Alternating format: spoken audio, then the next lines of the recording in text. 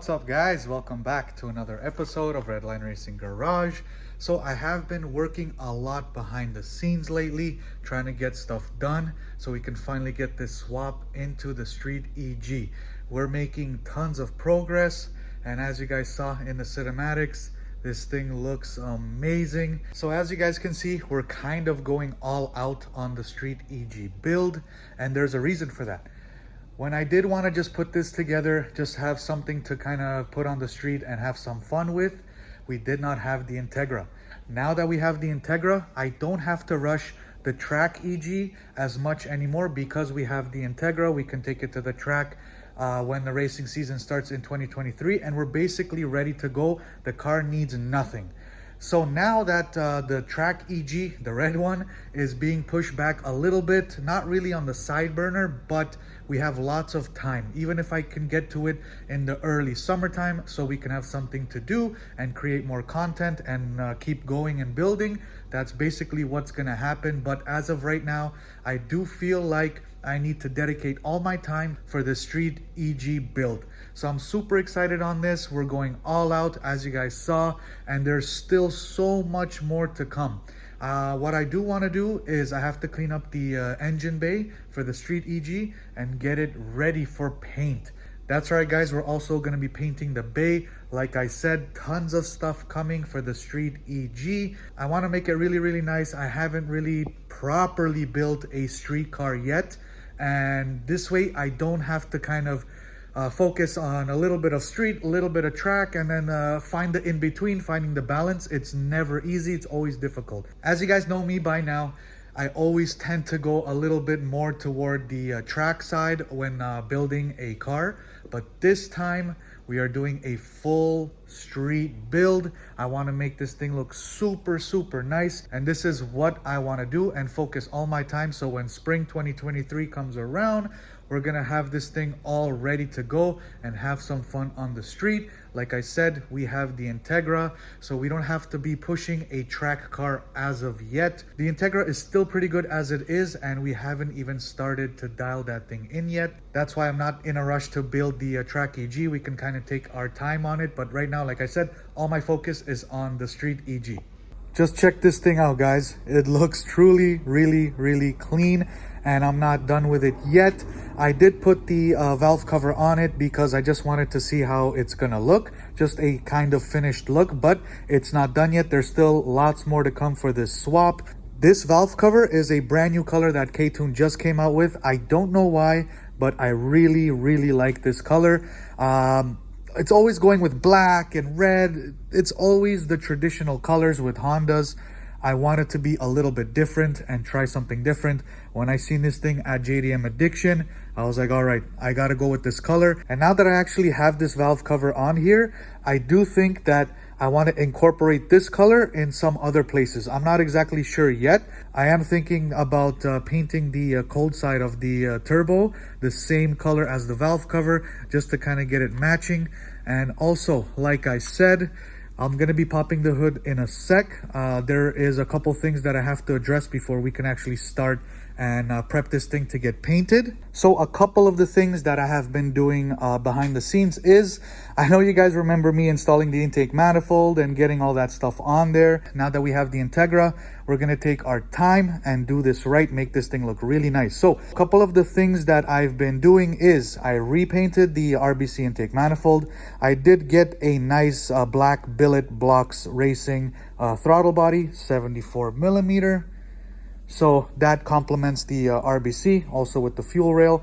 So another thing that I did go and install to make this engine look a little bit more cleaner is the upper coolant housing with the filler neck and the cap. So this way we can go and bleed the motor from this filler neck right here, which is the best way to do it. And I think it looks really nice. Got the billet going. So as you guys can see, we're trying to make this thing a little bit more cleaner. I also did go and degrease the whole motor on all sides and scrubbed the crap out of it. Degreased it, cleaned it, so now it has a very nice finish. Also, with the transmission, I also did go and clean this up as well. We also have the K24 shifter cable bracket which will basically clean up the transmission a little bit more, make it look a lot more subtle. And I did go and paint the shifter selector the same as the RBC manifold. So just little tiny touches and it'll make all the difference. But whew, I'm loving this look, guys. This looks amazing. I don't know, something about that valve cover. I keep saying it, it's something about this valve cover. I truly love the color. And also with the engine bay, under different circumstances now, like I said, we're getting this thing painted and all tucked and shaved and cut and filled and whatever needs to be done, so we can make this thing look really, really clean. Super excited on that. Still not sure about the color. I think I do need your guys' opinion. What color should I paint the engine bay? Leave it down in the comments below, guys. Let me know your ideas and your thoughts. What color should we go with the engine bay? I was thinking at one point to make it the bronze, but I think it's a little bit too much. I don't want the bronze to be all over the place. I do want it in just a couple spots. Like I said, valve cover maybe with the turbo housing on the cold side. We can actually put this color on there just to kind of make it, you know, look really nice and match something, not just the valve cover itself. But I do think that if we put it on the engine bay, it would be a little bit too much. But like I said, let me know in the comments below, guys. So if you guys know how the Integra engine bay looks, it looks super clean, amazing. It's tucked, it's shaved, it's painted.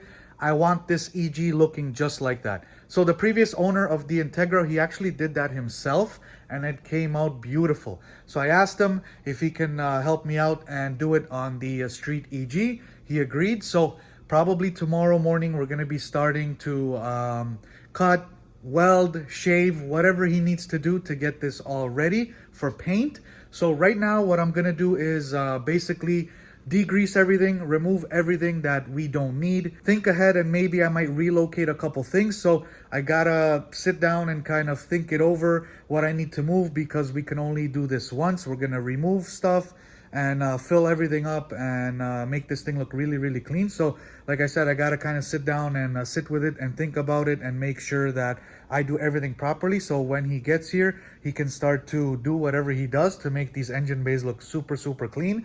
I'm super excited on this, guys. I've never actually painted the bay and done all these things. This is all fairly new to me, even the build and doing everything on my own. So I'm super excited on how this thing is gonna look.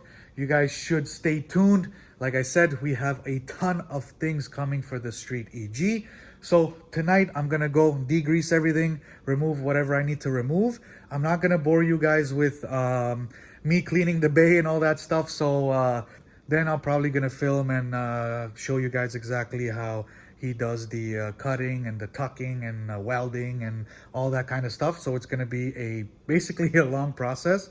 But yeah, so there is one more thing that I wanted to show you guys. So the first thing that I want to do as to relocate and clean up the engine bay as much as I can is we're going to be getting rid of the stock CMC, and we're going to be replacing it with a S2K CMC. So this thing is like a tucked CMC. So instead of the reservoir being bolted to the shock tower here, this is going to get removed and it's going to be nicely tucked in there. And then we can go and fill up all these holes. So it's going to give it a nicer look. And then I also got this hybrid racing bracket, which is going to go there. And then the CMC is going to go and bolt onto that. So like I said, you know, steps to making this thing look a lot cleaner. Also, another thing that I'm thinking of doing is tucking the brake lines. I'm not exactly sure yet. I've been looking at a couple of kits, but you got to flare the lines, you got to cut, you got to do this, you got to do that. And I have no idea how to do that. And, you know, dealing with brake lines and stuff, it can get a little bit dangerous. So for that sake, safety first. So I think we're just going to leave it. They look okay. They look pretty tucked already as it is. You can see they're kind of routed nicely. So I think we should be okay on that. It looks fine to me. All right, guys. So I think that'll pretty much do it for today's video. I did want to make you guys a quick little update video so you guys can be up to date on exactly what's going on with the Street EG build. So now you guys are basically up to date. I'm going to go ahead and start cleaning this engine bay, getting this thing ready so that when he does come by tomorrow morning, he's ready to go and we can get this engine bay all knocked out and all painted so we can get the swap in. We still have a lot to do. We got to get the swap in, we got to start wiring, and there's a whole bunch of crap. I already have stuff lined up. So we're changing out basically all suspension components, and like I said, we're basically going all out. I'd say about 85 to 90% of almost like a full restoration on this thing. So there's a lot to do, so we got to get a move on. I'm gonna start by cleaning this thing up, getting it ready. Until next time, guys, peace out.